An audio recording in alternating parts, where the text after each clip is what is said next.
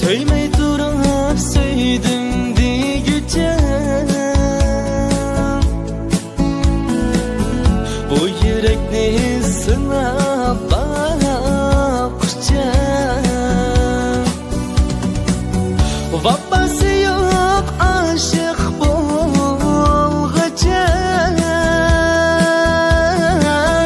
Söymeyli koy söygümü bulmasa.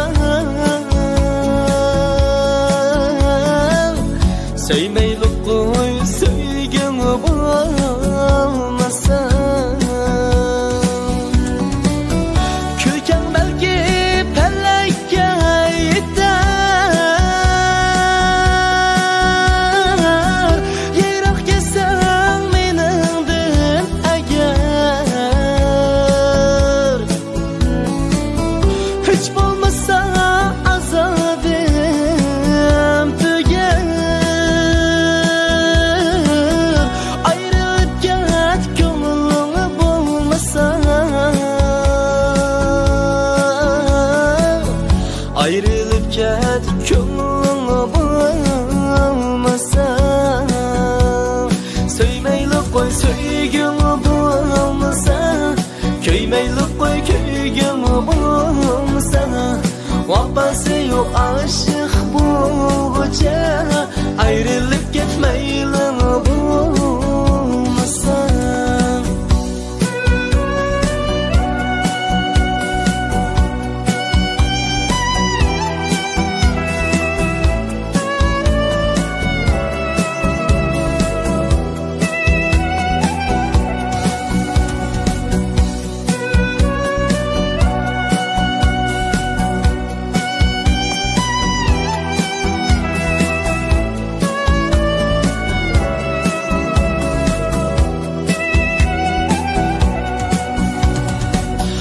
Emdi gönül kütmeydi vapa.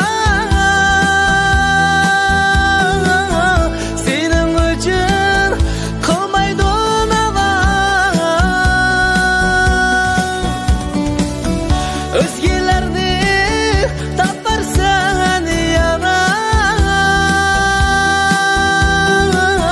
Gelmeyli koy meylini bulmasa.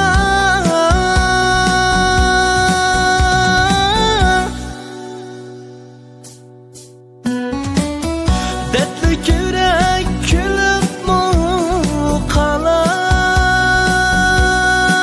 kalar?